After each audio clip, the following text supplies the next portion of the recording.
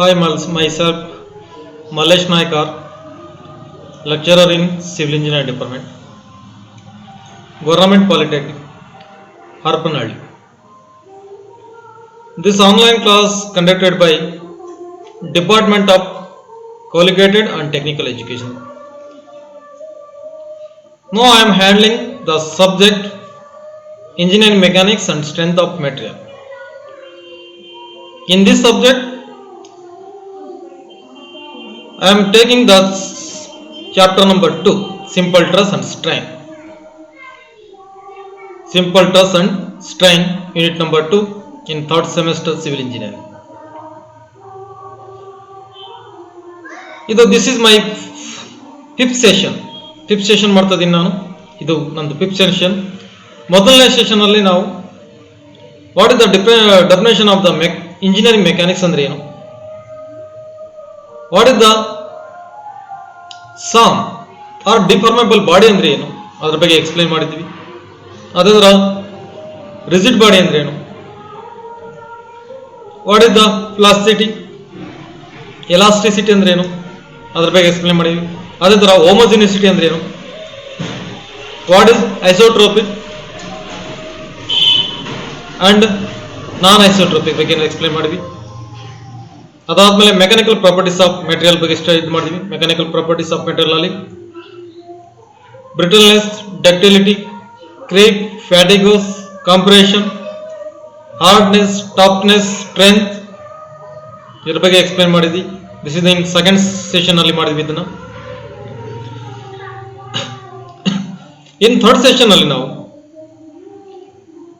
ಅಲ್ಲಿ ನೋಡೋದಾದ್ರೆ ನಾವು what is the stresses, stress ಅಂದ್ರೆ ಏನು, ಯಾವ್ದಕ್ಕೆ ಟ್ರಸ್ ಅಂತೀವಿ ಅಂತ ನಾವು ಅದರ ಬಗ್ಗೆ ಎಕ್ಸ್ಪ್ಲೈನ್ ಮಾಡಿವಿ. What are the different type of stresses in the stresses. Different type of stresses ನಲ್ಲಿ ನೋಡೋದಾದ್ರೆ the axial stresses or normal stresses, compression stresses ಇದೆ, ಮತ್ತೆ ಸೇ ಟ್ರಸಸ್ ಬಗ್ಗೆ ಎಕ್ಸ್ಪ್ಲೈನ್ ಮಾಡಿವಿ. ಅದೇ ತರ ಸ್ಟ್ರೈನ್ ಅಂದ್ರೆ ಏನು, what are the different type of strain ಅದರ ಬಗ್ಗೆ ಎಕ್ಸ್ಪ್ಲೈನ್ ಮಾಡಿವಿ. ಡಿಫ್ರೆಂಟ್ ಟೈಪ್ ಆಫ್ ಸ್ಟ್ರೈನ್ ನಲ್ಲೂ ಇದರಿಂದ 3 ಟೈಪ್ ಇದೆ, tensile strain, compressive strain and shear strain. ಇದರ 3 ಟೈಪ್ ಇದೆ. ಇನ್ ಸೆಷನ್ 4 ನಲ್ಲಿ ಬರೋದಾದ್ರೆ ನಾವು relation between stress and strain curve ಬಗ್ಗೆ ಎಕ್ಸ್ಪ್ಲೈನ್ ಮಾಡಿದ್ವಿ.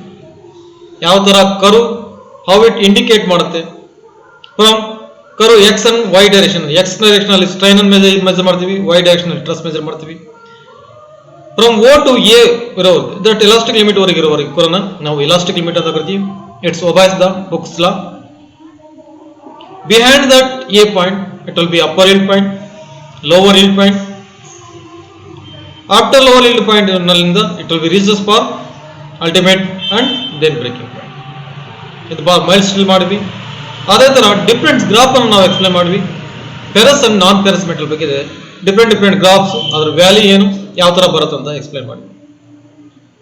ಇನ್ ದಿಸ್ ಸೆಷನ್ ಅಲ್ಲಿ ನಾವು ನ್ಯೂಮರಿಕಲ್ ಸ್ಟಾರ್ಟ್ ಮಾಡ್ತೀವಿ. Numerical on the simple stress and strain ಮೇಲೆ ಪ್ರಾಬ್ಲಮ್ ಸ್ಟಾರ್ಟ್ ಮಾಡ್ತೀವಿ. ಆ ನ್ಯೂಮರಿಕಲ್ ಸ್ಟಾರ್ಟ್ ಮಾಡೋಕ್ಕಿಂತ ಮುಂಚೆ ನಾವು ಒನ್ ಮೋರ್ ಗ್ರಾಫ್ ಇದೆ, that will be proof stress. ಯಾವ ತರ ಪ್ರೂಫ್ ಟ್ರಸ್ ಅನ್ನೋದು ಅಂದ್ರೆ ಏನು ಅಂತ ಅದ್ರ ಬಗ್ಗೆ ನೋಡ್ಕೊಳ್ಳೋಣ. ಪ್ರೂಫ್ ಟ್ರಸ್ ಅಂದ್ರೆ the non-ferrous metal do not exhibit a well-defined yield point, as is the case with mild steel. ಈ ಮೈಲ್ಡ್ ಸ್ಟೀಲ್ ನಲ್ಲಿ ನಮಗೆ yield ಅನ್ನೋದು ಯಾವುದೇ ತರ ಕ್ಲಿಯರ್ ಆಗಿ ಕಾಣ್ತಾ ಇರಲ್ಲ. See here this diagram in the red mark ನಲ್ಲಿ ಕರ್ವ್ ಹಾಕಿದ್ವಿ. ಇಲ್ಲಿ ಯಾವುದೇ ತರ yield ತರ ಕಾಣ್ತಾ ಇಲ್ಲ ನಮ್ಗೆ, ಎಲ್ಲಿ yield ಆಗಿದೆ ಅನ್ನೋದನ್ನ ಮೆಟೀರಿಯಲ್ ಗೊತ್ತಾಗಲ್ಲ. ಹೀಗಾಗ್ಬಿಟ್ಟು ಈ yielding ಪಾಯಿಂಟ್ ಅನ್ನು ಫೈಂಡ್ ಔಟ್ ಮಾಡಕ್ಕೆ ನಾವು ಏನು ಮಾಡ್ತೀವಿ ಅಂದ್ರೆ these material of yield truss obtained by drawing parallel line. ಈ ಡ್ರಾಯಿಂಗ್ ಡಾಟೆಡ್ ಲೈನ್ ಇದೆಲ್ಲ, ಇದು ಡಾಟೆಡ್ ಲೈನ್ ಪ್ಯಾರಲಲ್ ಆಗಿದ ಕರ್ವ್ ನಲ್ಲಿ ಡ್ರಾ ಮಾಡಬೇಕು. ಎಷ್ಟು ನಲ್ಲಿ ಡ್ರಾ ಮಾಡಬೇಕು, 0.2% ಆಫ್ ಸ್ಟ್ರೈನ್ ಅನ್ನ ಈ ಎಕ್ಸ್ ಆಕ್ಸಿಸ್ ನಲ್ಲಿ ಸ್ಟ್ರೈನ್ ಇರುತ್ತಲ್ಲ, ಫ್ರಮ್ 0 to 0.2% ಎಲ್ಲಿ ಬರುತ್ತೋ ಅಲ್ಲಿಗೆ ಇದು ಪ್ಯಾರಲಲ್ ಆಗಿ ಡ್ರಾ ಮಾಡೋದು. ಪ್ಯಾರಲಲ್ ಆಗಿ ಡ್ರಾ ಮಾಡಾದ್ಮೇಲೆ ಈ line where it cut the curve, ಅಲ್ಲಿಂದ ಆ ಕಟ್ ಮಾಡ್ತಲ್ಲ, ಆ ಕಟ್ ಮಾಡೋದ್ರಿಂದ it will be horizontal cut the Y axis. ಈ ವೈ ಆಕ್ಸಿಸ್ ಅನ್ನು ಕಟ್ ಮಾಡೋದಲ್ಲ, that will be yielding stress sigma Y ಅಂತ ಆಗುತ್ತೆ. That is for yielding stress. ಅವಾಗ ನಮಗೆ that is nothing but for proof stress ಅಂತ ಕರಿತೀವಿ. That is called for the proof stress. Next slide ನೋಡೋದಾದ್ರೆ percentage of elongation in length and percentage of reduction in area. Percentage of elongation in length and percentage of reduction in area ಅಂತ ಮಾಡಿದ್ವಿ. See here diagram. This is a specimen. ಈ specimen this is the original portion. ಈ top end ಮತ್ತು bottom end ನಲ್ಲಿ ನಾವು VTU universal testing machine ಅಲ್ಲಿ ಅದನ್ನ fix ಮಾಡ್ತೀವಿ. ಫಿಕ್ಸ್ ಮಾಡಿಬಿಟ್ಟು ಅಪ್ಲೈಂಗ್ ದ ಟೆನ್ಷನ್ ಲೋಡ್. ನಾವು ಟೆನ್ಷನ್ ಲೋಡ್ ಅಪ್ಲೈ ಮಾಡಿದ ತಕ್ಷಣ ಏನಾಗುತ್ತೆ, it will be increase its length. Original length ಗಿಂತ it will be little bit increase ಆಗುತ್ತೆ. That is by elongation in length. ಈ ಎಲಾಂಗೇಶನ್ ಆಗೋ ಟೈಮ್ ನಲ್ಲಿ ಏನಾಗುತ್ತೆ, ಸೆಂಟರ್ ನಲ್ಲಿ it will be area reduce ಹಾಕೊಂತ ಹೋಗುತ್ತೆ. ಆ ಡಯಾಮೀಟರ್ ಏನಿರುತ್ತಲ್ಲ ಇಟ್ ವಿಲ್ ಬಿ ರೆಡ್ಯೂಸ್ ಆಗುತ್ತೆ. ಆ ರೆಡ್ಯೂಸ್ ಆಗಿ ಸರ್ಟನ್ ಪೊಸಿಷನ್ ಅಲ್ಲಿ ಆಫ್ಟರ್ ಅಲ್ಟಿಮೇಟ್ ಟ್ರಸ್ ರೀಚ್ ಆಗೋದ್ರಿಂದ after it will B fracture ಆಗುತ್ತೆ. ಸರ್ಟನ್ ಪೊಸಿಷನ್ ಅಲ್ಲಿ ಹೋಗ್ಬಿಟ್ಟು ಅದು ಫ್ರಾಕ್ಚರ್ ಆಗುತ್ತೆ. ಆ ಬಿಫೋರ್ ಫ್ರಾಕ್ಚರ್ ಆಗೋಕ್ಕಿಂತ ಮುಂಚೆ ನಾವು ಅದರ ಮೆಜರ್ ಮಾಡಬೇಕು, ಎಷ್ಟು ಇನ್ಕ್ರೀಸ್ ಆಗಿದೆ ಲೆಂತ್ ಮತ್ತೆ ಎಷ್ಟು ರೆಡ್ಯೂಸ್ ಆಗಿದೆ ಅನ್ನೋದು. Percentage of elongation and percentage of reduction in area. ಈ ಫೇಲ್ ಆಗುತ್ತಲ್ಲ, this metal this specimen can be fail. ಯಾವ ತರ ಫೇಲ್ ಆಗುತ್ತೆ, it is cup and cone position ಅಲ್ಲಿ ಫೇಲ್ ಆಗುತ್ತೆ. This metal will be fail in the form of cup and cone ನಲ್ಲಿ. For example you take any iron rods. Iron rod ನಲ್ಲಿ top ನಲ್ಲಿ cut ಆಗೋದು, ಆ top ನಲ್ಲಿ cut ಆಗುತ್ತಲ್ಲ ಅದು ಕೋನ್ ತರ ಫಾರ್ಮೇಶನ್ ಆಗುತ್ತೆ. ಬಾಟಮ್ ನಲ್ಲಿ ಇರೋದು it will B cup position ಅಲ್ಲಿ ಆಗುತ್ತೆ. ಕಪ್ ಅಂಡ್ ಕೋನ್ ಪೊಸಿಷನ್ ಅಲ್ಲಿ formation. This is cone and cup. Cup is top position and cone is bottom position. This is ಈ ಫಾರ್ಮೇಶನ್ ಅಲ್ಲಿ ಆಗುತ್ತೆ. ಹಿಯರ್ ಕೋನ್ ಕಪ್ ಪೊಸಿಷನ್ ಅಲ್ಲಿ ಆಗಿದೆ. ಇದನ್ನ ಯಾವ ತರ ನಾವು ಮೆಜರ್ ಮಾಡ್ತೀವಿ, how it measure? Percentage of elongation ಅನ್ನು it will be expressed in increasing in length divided by original length. Increasing in length divided by original length into 100. ಅವಾಗ ನಮಗೆ ಪರ್ಸೆಂಟೇಜ್ ನಲ್ಲಿ ಎಲಾಂಗೇಶನ್ ಎಷ್ಟು ಪರ್ಸೆಂಟೇಜ್ ನಲ್ಲಿ ಆಗಿದೆ ಅನ್ನೋದು ಸಿಗುತ್ತೆ. Then percentage of reduction in area ಅದು ಹೇಗೆ ಸಿಗುತ್ತೆ ಅಂದ್ರೆ decrease in cross sectional area. ಈ ಡಿಕ್ರೀಸ್ ಆಗುತ್ತಲ್ಲ ಒರಿಜಿನಲ್ ಏರಿಯಾದಿಂದ ಇಟ್ ವಿಲ್ ಬಿ ಎಲಾಂಗೇಶನ್ ಆದ ತಕ್ಷಣ ಏರಿಯಾ ರಿಡ್ಯೂಸ್ ಆಗುತ್ತಲ್ಲ, decrease in cross sectional area divide by its original area.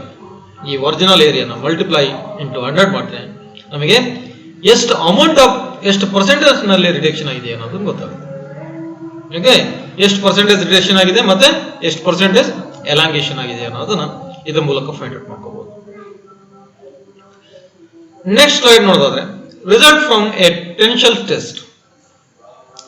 Result from a tension test ಹೆಂಗ್ ಬರುತ್ತೆ? Result from the tension test ಅಂದ್ರೆ a modulus of elasticity. Modulus of elasticity find out ಮಾಡಕ್ಕೆ stress divided by strain. This is the simple way to tell how to find the elastic modulus. In other form, ನಾವು exactly ನಾವು ಯಾವ truss ತಗೋಬೇಕು, whether it ultimate ಹತ್ರ ತಗೋಬೋದಾ ಇಲ್ಲ breaking point ಹತ್ರ ತಗೋಬೋದಾ ಅನ್ನೋದನ್ನು ತಗೋಸ್ಕರ ನಾವು ಎಲಾಸ್ಟಿಕ್ ಲಿಮಿಟ್ ಅನ್ನು ಎಲ್ಲಿ ತಗೊಂಡಿದ್ದೀವಿ ಅಂದ್ರೆ exactly stress up to limit of proportionality. Limit of proportionality ಅಂದ್ರೆ ಏನು? Take the curve X on Y axis from O to before of yielding start ಆಗುತ್ತಲ್ಲ, ಯೀಲ್ಡಿಂಗ್ ಸ್ಟಾರ್ಟ್ ಆಗೋದ್ರಿಂದ ಮುಂಚೆ ಇರೋ stresses it obeys the Hooke law. It is in elastic limit ನಲ್ಲಿ ಇರ್ತೀನ, not plastic limit ನಲ್ಲಿ. ಇದು ಎಲಾಸ್ಟಿಕ್ ಲಿಮಿಟ್ ಇರುತ್ತಲ್ಲ, ಆ ಎಲಾಸ್ಟಿಕ್ ಲಿಮಿಟ್ ನಲ್ಲಿ ಇರೋ ಟ್ರಸ್ಸಸ್ ಡಿವೈಡ್ ಬೈ ಸ್ಟ್ರೈನ್ ಮಾಡೋದು ನಮಗೆ ಏನ್ ಸಿಗುತ್ತೆ? This is for modulus of velocity. It's obeys the Hooke law, obeys ಆಗುತ್ತೆ.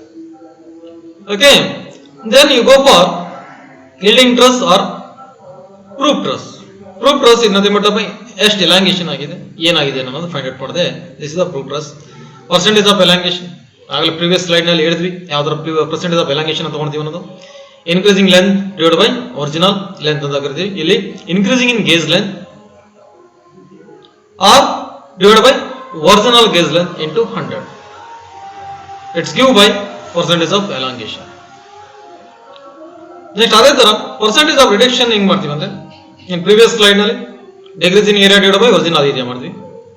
Here the original area minus area at fracture ಈ ತರ ಮಾಡಿದ್ರು ಸಿಗುತ್ತೆ divide by original area into 100.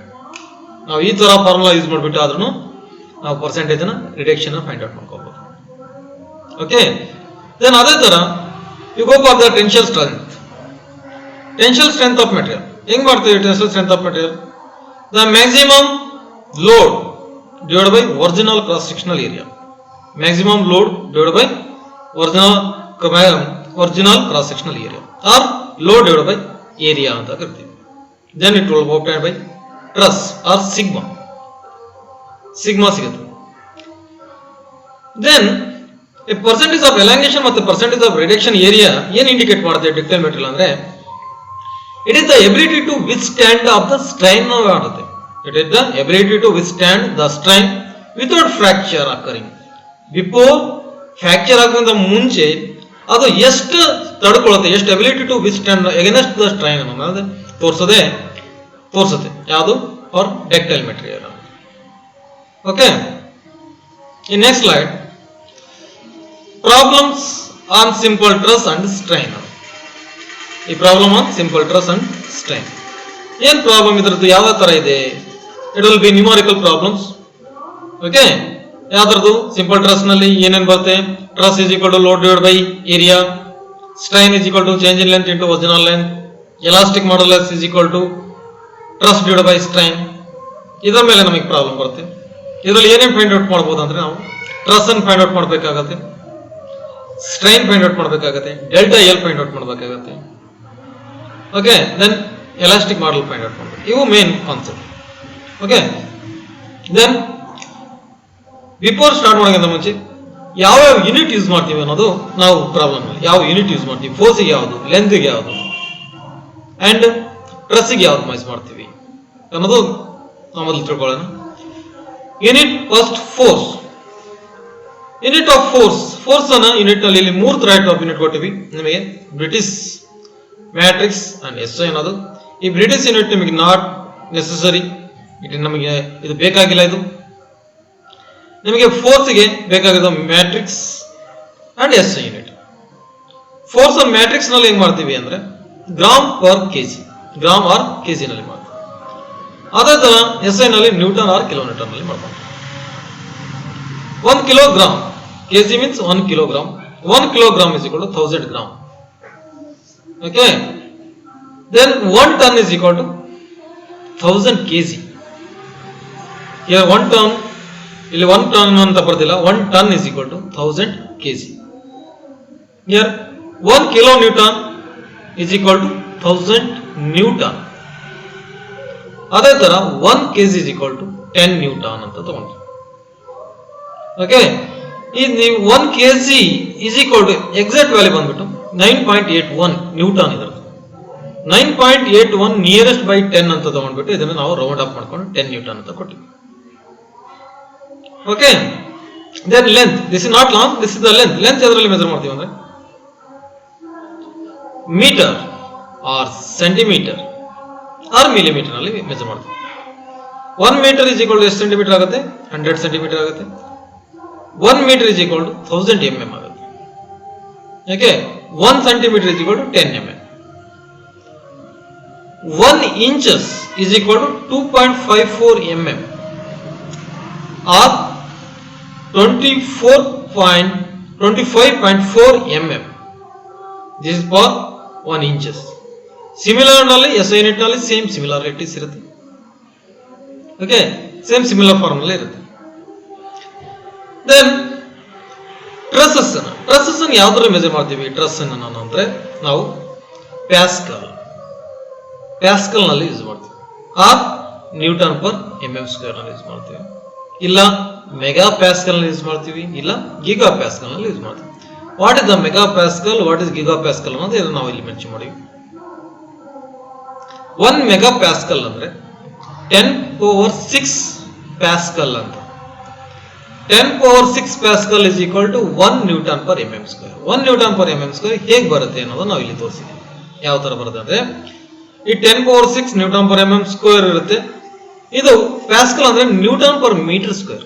ಈ ನ್ಯೂಟನ್ ಪರ್ ಮೀಟರ್ ಸ್ಕ್ವೇರ್ ಅನ್ನ ನಾವೇನ್ ಮಾಡ್ತೀವಿ, ನ್ಯೂಟನ್ ಪರ್ ಎಂಎಂ ಸ್ಕ್ವೇರ್ ಮಾಡ್ಬೇಕಂದ್ರೆ 1000 ಇಂದ ಡಿವೈಡ್ ಮಾಡ್ಕೋಬೇಕು. ಆ 1000 ಅಲ್ಲಿ ಅದ್ರ ಮೇಲೆ ಎಂಎಂ ಸ್ಕ್ವೇರ್ ಮೀಟರ್ ಸ್ಕ್ವೇರ್ ಇರೋದ್ರಿಂದ ಈ 1000 ಸ್ಕ್ವೇರ್ ಮಾಡ್ಕೋಬೇಕು. 1000 ಸ್ಕ್ವೇರ್ ಮಾಡ್ಕೊಂಡ್ರೆ ಏನಾಗುತ್ತೆ, 10 ಪವರ್ 6 ಆಗುತ್ತೆ. ಈ 10 ಪವರ್ 6 ಈ 10 ಪವರ್ 6 ಕ್ಯಾನ್ಸಲ್ ಆಗುತ್ತೆ. Cancel this 10 power 6 and this 10 power 6 will be cancelled. Then remaining only 1 Newton per mm square. ಉಳ್ಕೊಳ್ಳೋದೇನಂದ್ರೆ it will be left is the 1 Newton per mm square. Okay. Then similar to gigapascal. Gigapascal means it is the 10 power 9 Pascal. The Pascal is Newton per meter square. You convert into the Newton per mm. Newton per mm ನಲ್ಲಿ convert ಮಾಡ್ಕೊಂಡ್ರೆ 10 power 9 Newton per mm into 1 divided by 1000 meter to in mm. It will be conversion form 1000. Here square ಇದೆ, here also square ಮಾಡಬೇಕಾದ್ರೆ 10 power 1000 power square ಮಾಡ್ಕೊಂತೀವಿ. It will be 10 power 6. ಈ 10 power 6 and 10 power 9. 10 power 9 ಅಲ್ಲಿ 10 power 6 ಹೋದ್ರೆ it remaining will be 10 power 3 Newton per mm square. ಈ 10 power 3 ನೇ how it return ಯಾವ ತರ ಬರ್ಕೋಬಹುದು ಅಂದ್ರೆ it will be kilo Newton. 1 kilo is equal to 10 power 3. Okay, 10 power 1 kilo Newton ಬರ್ಕೋಬಹುದು. 1 gigapascal is equal to 1 kilo Newton per mm square ನಲ್ಲಿ ಬರ್ಕೋಬಹುದು. Okay, next notes. Load ಅನ್ನು ಅದರಲ್ಲಿ measure ಮಾಡ್ತೀವಿ, newton ಅಲ್ಲಿ measure ಮಾಡ್ತೀವಿ. ಏರಿಯಾ ಎಂಎಂ ಸ್ಕ್ವೇರ್ ನಲ್ಲಿ use ಮಾಡ್ತೀವಿ. Then get by truss. Truss ಅದರಲ್ಲಿ ಮೆಜರ್ ಮಾಡ್ತೀವಿ mega pascal. Newton per mm square ನಲ್ಲಿ ಮೆಜರ್ ಮಾಡ್ತೀವಿ. ಹಿಯರ್ ಇದು given here newton per mm square. Newton per mm square is nearly mega pascal ಅನ್ನೋದು. Okay, next the first problem on this session. ಈ session ಅಲ್ಲಿ first problem on simple stress and strain ನಲ್ಲಿ ಇದೆ. ಏನ್ ಕೊಟ್ಟಿದ್ದಾರೆ first problem ನಲ್ಲಿ? A steel rod 25 mm diameter and a 2.00 meter long, subjected to an axial pull of 45 kN. Subjected to axial pull of 45 kN. To determine the truss, gamma strain and elongation. ನಾವು find out ಮಾಡಬೇಕಿರೋದು stress find out ಮಾಡಬೇಕು, strain and elongation. We have to find the truss, strain and elongation. What they given? The diameter rod is given, that is 25 mm. Then length also given. Length is equal to 2.00 meter. ನಮಗೆ ಬೇಕಾಗಿರೋದು mm ನಲ್ಲಿ ಬೇಕಾಗಿದೆ. We need for mm, convert into meter into mm, multiply by 1000. ಆ 2 meter ನ 1000 ಇಂದ multiply ಮಾಡಿಕೊಂಡ್ರೆ it will be 2000 mm. Then is given load in kilo Newton. In hours ನಮಗೆ ಬೇಕಾಗಿರೋದು ನ್ಯೂಟನ್ ಅಲ್ಲಿ ಬೇಕಾಗಿರೋದು. ಓಕೆ, ನ್ಯೂಟನ್ ಅಲ್ಲಿ ಬೇಕಾದ್ರೆ 45 into 10 power 3 Newton. Here elastic constant is not given in this problem, but we assume that. ಏನಂತ assume ಮಾಡ್ಕೊಂತೀರಿ? It will be 2 into 10 power 5 Newton ಮಾಡ್ಕೋಬಹುದು, ಇಲ್ಲ 2.1 into 10 power 5 Newton per mm square. This is elastic constant for mild steel. ಈಗ mild steel ಗೆ ಇದನ್ನ assume ಮಾಡ್ಕೋಬಹುದು. ನಾವು ಏನು ಕೊಟ್ಟಿದ್ದಾರೆ ಇಲ್ಲಿ? ಸ್ಟೀಲ್ ರಾಡ್ ಕೊಟ್ಟಿದ್ದಾರೆ. ಈಗ ಆಗ್ಬಿಟ್ಟು ನಾವು ಮೈಲ್ಡ್ ಸ್ಟೀಲ್ ದು ಎಲಾಸ್ಟಿಕ್ ವ್ಯಾಲ್ಯೂ ಕೊಟ್ಟಿದ್ದೀವಿ. Ferrous and non ferrous value is equal to different ಆಗುತ್ತೆ. Only given by mild steel ನಲ್ಲಿ ಇದನ್ನ ಅಸ್ಯೂಮ್ ಮಾಡ್ಕೋ. ಓಕೆ, ನಾವೇನು ಫೈಂಡ್ ಔಟ್ ಮಾಡ್ಕೋಬೇಕು ಅನ್ನೋದು ಇಲ್ಲಿ ಇದೆ. This is the sigma or F. ಇದು ಸ್ಟ್ರೆಸ್ಸಸ್ ಅನ್ನ ಸಿಗ್ಮಾ ನಲ್ಲಿ ಡೊನೇಟ್ ಮಾಡ್ತೀವಿ, ಇಲ್ಲ ಎಫ್ ಅಂತ ಡೊನೇಟ್ ಮಾಡ್ತೀವಿ. This is the epsilon. Strain ಅನ್ನ ಎಪ್ಸಿಲಾನ್ ಅಲ್ಲಿ ಡೊನೇಟ್ ಮಾಡ್ತೀವಿ. ಈ ನಾಟ್ ಇಯರ್ ಎಲ್ ಅಲ್ಲ, ಇದು ಎಪ್ಸಿಲಾನ್ ಅಲ್ಲಿ ಇದು ಮಾಡ್ತೀವಿ. Next change in length, delta. This is the delta find out model. Okay, now before that okay, ಈ ಏರಿಯಾ ನಾವು ಟ್ರಸ್ ಫೈಂಡ್ ಔಟ್ ಅಂತ ಮುಂಚೆ ನಾವು ಏನ್ ಮಾಡ್ಕೋಬೇಕು, ಏರಿಯಾನ ಕ್ಯಾಲ್ಕುಲೇಷನ್ ಮಾಡ್ಕೋಬೇಕು. ಈ calculate the area. Okay, how it calculate the area? Area can calculate it. What is the formula of the area? Pi d square by 4. A d is given here. What is the d? 25 mm. Pi d square by 4. Apply the d value 25 square into pi divided by 4. Okay. ಈ pi value ಹೆಂಗ್ ತಗೊಳ್ತೀರಿ? You go your calci, shift and the symbol and what? This value will be ಬರುತ್ತೆ. Otherwise, it will be value will be taken by 3.142 into this 25 square divided by 4. ಮಾಡಿದ್ರೆ ಎಷ್ಟು ಸಿಗುತ್ತೆ ನಿಮಗೆ value? 490.87 mm square. Okay, then this value ಬಂದಿರುತ್ತಲ್ಲ, ಈಗ apply ಇಲ್ಲಿ ಮಾಡ್ರಿ. Load ಎಷ್ಟಿದೆ? 45 kN into 10 power 3 and area is equal to 490 into 87. Then 91.673 Newton per mm square ಬರುತ್ತೆ. Okay, this is the stress value. Next ಏನು ಫೈಂಡ್ ಔಟ್ ಮಾಡ್ಬೇಕು ನಾವು? Strain find out ಮಾಡೋಣ. ಸ್ಟ್ರೈನ್ ಫೈಂಡ್ ಔಟ್ ಮಾಡ್ಬೇಕಂದ್ರೆ ಈಗ this value Young modulus formula ಏನು? Young modulus is equal to stress divided by strain. You know that the stress, you know that strain, sorry ಎಲ್ಲ Young modulus. You know the Young modulus. What is the value of Young modulus? 2.1 into 10 power 5 Newton per mm square. You know that the Young modulus. And this stress also you know that previously 91 point something value is okay. ನಮಗೆ strain ಈ cross multiply ಮಾಡ್ಕೊಳ್ಳಿ. Epsilon is equal to trust divided by Young modulus. Trust divided by Young modulus ಮಾಡಿದಾಗ you apply the value here. Okay, ಏನಿದೆ value? The trust value is equal to here the sigma not p. ಈ P ಅಂತ ತಗೋಬೇಡ್ರಿ, P is the indication for load. Okay, ಇದನ್ನ sigma ಅಂತ ತಗೊಂಡಾಗ ಏನಾಗುತ್ತೆ? Sigma ಎಷ್ಟು ಬಂದಿದೆ ನಿಮಗೆ? 91.673 divide by Young modulus 2.1 into 10 power 5. ಇದನ್ನ ಕ್ಯಾಲ್ಕುಲೇಷನ್ ಮಾಡಿದ್ರೆ ನಮಗೆ ಏನು ಸಿಗುತ್ತೆ? ಸ್ಟ್ರೈನ್ ಸಿಗುತ್ತೆ. ಎಷ್ಟಿದೆ ಸ್ಟ್ರೈನ್? 0.000437 ಬರುತ್ತೆ. ಓಕೆ, ದೆನ್ ಈಗ ದಟ್ಸ್ ನೆಕ್ಸ್ಟ್ ಫೈಂಡ್ ಔಟ್ ಮಾಡಬೇಕು. ಸ್ಟ್ರೈನ್ ಫೈಂಡ್ ಔಟ್ ಮಾಡಿದ್ವಿ ಆಲ್ರೆಡಿ. ಮೊದಲು ಸ್ಟ್ರೆಸ್ ಅದು ಸ್ಟ್ರೈನ್. ನೆಕ್ಸ್ಟ್ ಫೈಂಡ್ ಔಟ್ ಮಾಡಬೇಕು ಇರೋದು ನಾವು change in length or delta L or elongation ಅನ್ನೋದು. ಎಷ್ಟು ಎಲಾಂಗೇಷನ್ ಆಗಿದೆ ರಾಡ್ ಈ ಆಕ್ಸಿಯಲ್ ಲೋಡ್ಗೆ? ಆಲ್ಮೋಸ್ಟ್ ಇಟ್ ಎಲಾಂಗೇಟ್ ಅಂತ. That formula you know that the strain, that definition, the ratio of change in length to the original length, that is delta L divided by L. Okay, you know that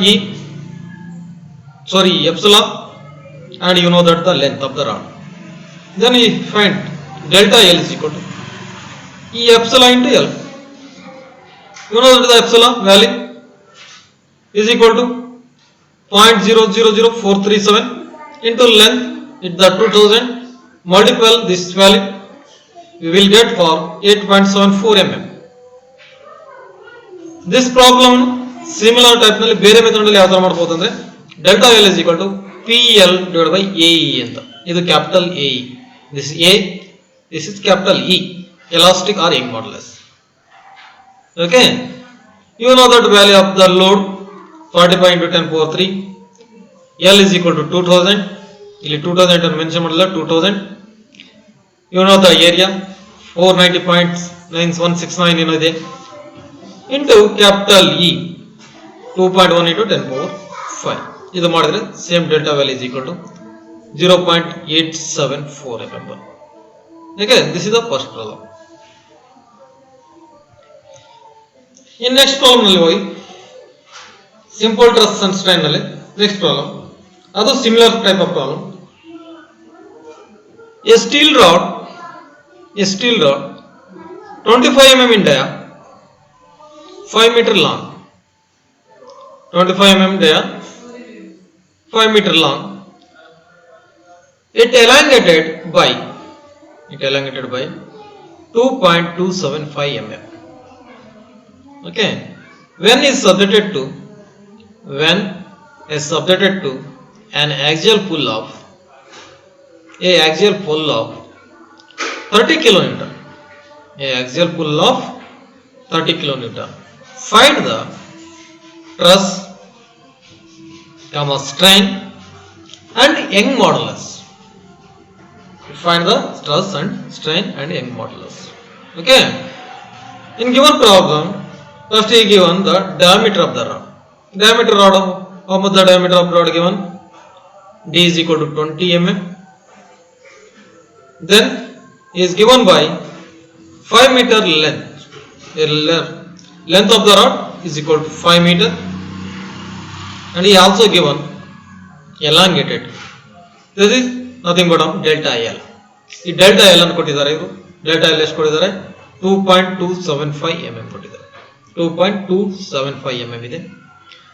then axial full ಕೊಟ್ಟಿದ್ದಾರೆ. ಯಾವುದೇ ಒಂದು rod ಅಂದ್ರೆ ಆ rod fix ಇದೆ ಅಂದ್ರೆ it will B full ಮಾಡ್ತಾ ಇದೆ, extend ಆಗ್ತದೆ, ಎಲಾಂಗೇಷನ್ ಆಗ್ತದೆ ಅದು. ಓಕೆ, ಅದು ಎಷ್ಟು ಕೊಟ್ಟಿದ್ದಾರೆ? It will B 30 kilometre. 30 kilometre ಕೊಟ್ಟಿದ್ದಾನೆ. ಈ ಕಿಲೋಮೀಟರ್ ನಲ್ಲಿ ಇರೋದನ್ನ ಏನ್ ಮಾಡ್ಕೋಬೇಕಂದ್ರೆ ನಾವು 30 × 10⁻³ ನ್ಯೂಟನ್ ಅಲ್ಲಿ ಮಾಡ್ಕೋಬೇಕು. ಲೆಂತ್ 5 ಮೀಟರ್ ಇದೆ. 5 ಮೀಟರ್ ನ it will be convert into mm, 5000 mm ಆಗುತ್ತೆ. ಓಕೆ, ದೆನ್ ಡೆಲ್ಟಾ ನಾವು ಫೈಂಡ್ ಮಾಡ್ತೀವಿ. ಟು ಬಿ ಫೈಂಡ್ ಏನ್ ಮಾಡಬೇಕು? To be find, to find ಏನೇನು ಫೈಂಡ್ ಮಾಡ್ತೀವಿ? ಎಪ್ಸಿಲಾನ್ ಫೈಂಡ್ ಔಟ್ ಮಾಡ್ತೀವಿ, ಟ್ರಸ್ ಫೈಂಡ್ ಔಟ್ ಮಾಡ್ತೀವಿ ಅಂಡ್ ಯಂಗ್ ಮಾಡ್ಯುಲಸ್ ಅನ್ನು ಫೈಂಡ್ ಔಟ್ ಮಾಡ್ತೀವಿ. ಓಕೆ, ಸೊಲ್ಯೂಷನ್ ನಲ್ಲಿ ಏರಿಯಾ ನಾವು ಬಿಫೋರ್ ಟ್ರಸ್ ಫೈಂಡ್ ಔಟ್ ಮಾಡೋದಕ್ಕಿಂತ ಮುಂಚೆ ನಾವು ಏರಿಯಾನ ಫೈಂಡ್ ಔಟ್ ಮಾಡ್ತೀವಿ. ಏರಿಯಾ ಫೈಂಡ್ ಔಟ್ ಮಾಡ್ಕೊಂಡ್ರೆ ನಮಗೆ ನಾವು ಟ್ರಸ್ ಅನ್ನು ಸಿಗುತ್ತೆ. ಸ್ಟ್ರೆಸ್ ವ್ಯಾಲ್ಯೂ ಏನು ಹೆಂಗ್ ಮಾಡುತ್ತೆ? Load divided by cross section area. Load also you know that 30 × 10⁻³ area find out ಮಾಡ್ಕೋಬೇಕಂದ್ರೆ first go for the diameter of the rod. Diameter of rod ಹೆಂಗಿದೆ? 5d²/4. Dia is given 20 mm. 20 mm² into 5 divided by 4. The 5 value you will take for 3.142 into 20² divided by 4 ಮಾಡಿದ್ರೆ your answer will be get for 314.159 answer ಬರುತ್ತೆ. That will be mm² ನಲ್ಲಿ ಬರುತ್ತೆ. Okay, then that area value put in the truss ನಲ್ಲಿ ನಾವು truss value find out ಮಾಡಬೇಕು. Load divide by area. Load you know that 30 × 10⁻³ divided by area value is called 314.159. Then it will be obtained 95.54 Newton/mm². Truss ಅನ್ನು Newton/mm² ನಲ್ಲಿ ಮಾಡ್ತೀವಿ. This divided by this load divided by area ಮಾಡಿದ್ರೆ we will get for the stress. Truss is equal to 95.54 Newton/mm². Then similar to ನಮಗೆ next ಕೊಟ್ಟಿರೋದು strain. Direct formula ಇದೆ. What the strain find out ಮಾಡೋಕ್ಕೆ formula ಇದೆ. Change in length into original length. Change in length ಕೊಟ್ಟಿದ್ದಾರೆ ಅವರು. Original length also given. Okay, change in length 2.275. Original length it will B 5000 mm. This value 2.275 divided by 5000 ಮಾಡಿದಾಗ ನಮಗೆ ಏನು ಸಿಗುತ್ತೆ? It will be strain ಸಿಗುತ್ತೆ. ಎಷ್ಟು ಬಂತು strain? 0.000455 ಅಂತ. ಓಕೆ, 455 ಅನ್ನತ್ತೆ ಈ ವ್ಯಾಲ್ಯೂನ. This is for strain. ಇದು ಯೂನಿಟ್ ಲೆಸ್. ಸ್ಟ್ರೈನ್ ಅನ್ನು ಯಾವತ್ತೂ ಇದ್ರು ನಾವು ಯೂನಿಟ್ ಯಾವುದೇ ಯೂನಿಟ್ ಇರಲ್ಲ, ಯೂನಿಟ್ ಲೆಸ್ ಆಗಿರುತ್ತೆ. ಈಗ ಆಗ್ಬಿಟ್ಟು ಯಾವುದೇ ಯೂನಿಟ್ ಅನ್ನು ಇಲ್ಲಿ ಹಾಕಿಲ್ಲ. Then you go for to find the Young modulus. Young modulus ಅನ್ನು ಯಾವ ತರ ಫೈಂಡ್ ಔಟ್ ಮಾಡಬೇಕು ನಾವು? The Young modulus is equal to E is equal to truss divided by strain. Truss divided by strain, that nothing but by E is equal to sigma R/P sigma is equal to E. The direct formula ನಿಮಗೆ sigma ಗೊತ್ತಿದೆ. ಎಷ್ಟಿದೆ sigma ಬಂದಿರೋದು ನಮಗೆ 95.54. You know the strain. ಎಷ್ಟಿದೆ strain? 0.000455. ಈ ಎರಡು value apply ಮಾಡಿ. ಈ ಅಪ್ಲೈ ಮಾಡಿದಾಗ ಏನಾಗುತ್ತೆ? 95.54 ಡಿವೈಡೆಡ್ ಬೈ ದಿಸ್ 0.000455. ಇದನ್ನ ಮಾಡಿದ್ರೆ ದಿಸ್ ಡಿವೈಡ್ ಬೈ ದಿಸ್ ಮಾಡಿದ್ರೆ ವ್ಯಾಲ್ಯೂ ಎಷ್ಟು ಬರುತ್ತೆ? 2.12 ಪವರ್ 10⁻⁵ Newton/mm² ನಲ್ಲಿ ಬರುತ್ತೆ. Clear? Okay, This is for problem number 2. We move to the next slide. Next problem. Next problem number 3. This is also similar to the previous problem.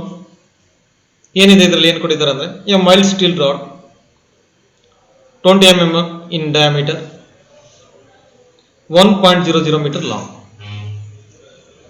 is subjected to an axial pull of 20.00 kilonewton, comma a modulus of elasticity of steel is 2 into 10 power 5 Newton per mm square. 2 into 10 power 5 Newton per mm square. What we have to determine? Determine its tensile strength, that is sigma t, comma tensile strength epsilon t, comma elongation delta L, and work done W. The work done is equal to half into load into changing length, half into P into delta L. This is for work done formula. You see here given the diagram. This is the dia of the rod. This is dia of the rod. This portion indicated the dia of the rod, and this portion it indicated the length of the rod. In this problem, the dia is given 20 mm, length is given 1.00 meter. It's nothing but meter.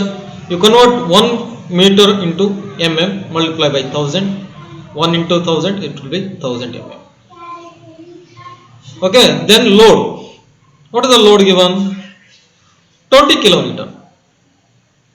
In our problem, we solve in Newton per mm square. We convert into kilonewton into Newton. 20 into 10 power 3 Newton per Newton. Okay.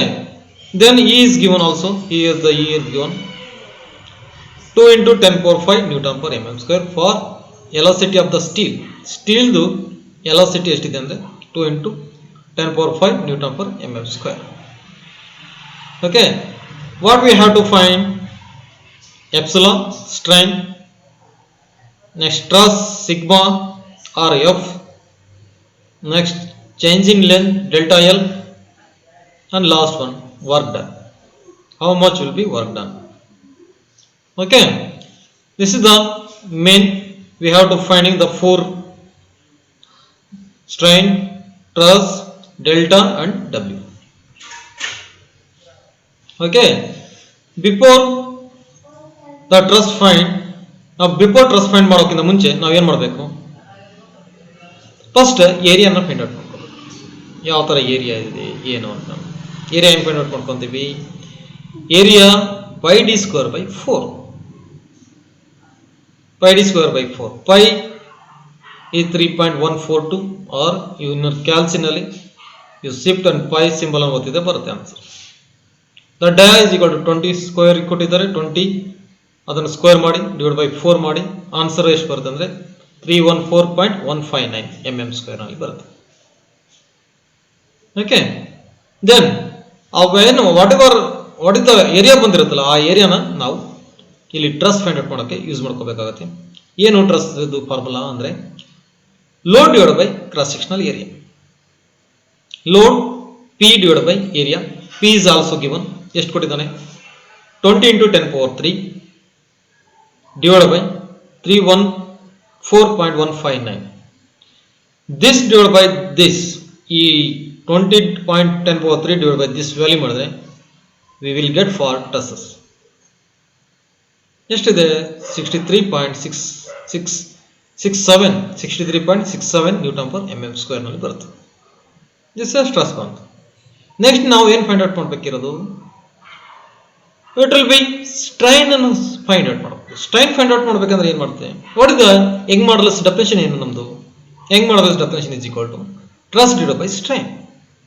E is equal to sigma divided by epsilon. You know that the elastic Young modulus already given ಕೊಟ್ಟಿದ್ದಾರೆ ಅವರು.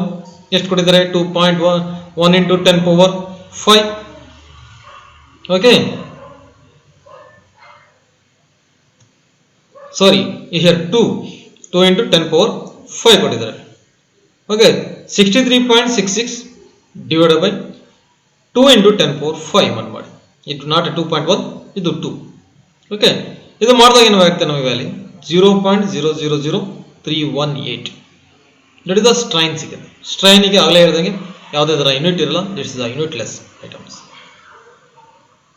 Okay, then the delta L. Delta change in length ಫೈಂಡ್ out ಮಾಡಬೇಕು. ನಮಗೆ already strain ಗೊತ್ತಿದೆ. What is the strain definition? It is the ratio of change in length in to original length. You know that the strain it is a 0.00318. you know that L ಎಷ್ಟು ಕೊಟ್ಟಿದ್ದಾರೆ? 1000 ಕೊಟ್ಟಿದ್ದಾರೆ. This is 1 meter. Then delta is equal to epsilon into L. Epsilon 0.000318 into L 1000. Multiply this value, we will get for 0.318 mm. ಎಷ್ಟಾಗಿದೆ extension? ಎಷ್ಟಾಗಿದೆ? 0.318 mm extend ಆಗಿದೆ. Okay, work done. ಎಷ್ಟು work done ಆಗಿದೆ ಇದು ಅಂದ್ರೆ ವರ್ಕ್ ಡನ್ ಎಷ್ಟಾಗಿರುತ್ತೆ ಇದು? The work done formula W is equal to op into load into delta. The op into load into delta, that is the W is equal to op, the what is the load? 20 into 10 power 3. Here 2000 ಇಂದ ಮಾಡಿದ್ದಾರೆ. You change that value 20 into 2 power 3 into 0.318. That is by change in length or delta. This is the delta. ಈ ಮೂರನ್ನು ನಾವು multiplication ಮಾಡಿದರೆ, ಏನು value ಸಿಗುತ್ತೆ? 318 Newton per mm square ನಲ್ಲಿ value ಸಿಗುತ್ತೆ. ಓಕೆ, ಏನಂದ್ರೆ ದಿಸ್ ಇಷ್ಟು ಅಮೌಂಟ್ ಆಫ್ ವರ್ಕ್ ಡನ್ ಆಗಿದೆ. ಏನು ಎಷ್ಟು ಅಮೌಂಟ್ ಆಫ್ ವರ್ಕ್ ಡನ್ ಆಗಿದೆ? 318 ನ್ಯೂಟನ್ ಪರ್ mm ಸ್ಕ್ವೇರ್. ಇವು ಕನ್ವರ್ಟ್ ಇನ್ ಕೆಜಿ ನಲ್ಲಿ ಮಾಡಿದ್ರೆ, ಕೆಜಿ ಪರ್ mm ನಲ್ಲಿ ಮಾಡಿದ್ರೆ ಡಿವೈಡ್ ಬೈ 10 ಡಿವೈಡ್ ಮಾಡಿದ್ರೆ ಎಷ್ಟಾಗುತ್ತೆ ನಮಗೆ? It will be 31.8 newton KG per mm square ಅಷ್ಟು ವರ್ಕ್ ಆಗಿರುತ್ತೆ, ವರ್ಕ್ ಡನ್ ಆಗಿದೆ ಏನೋ. Okay, this is problem number 3. Thank you for this session.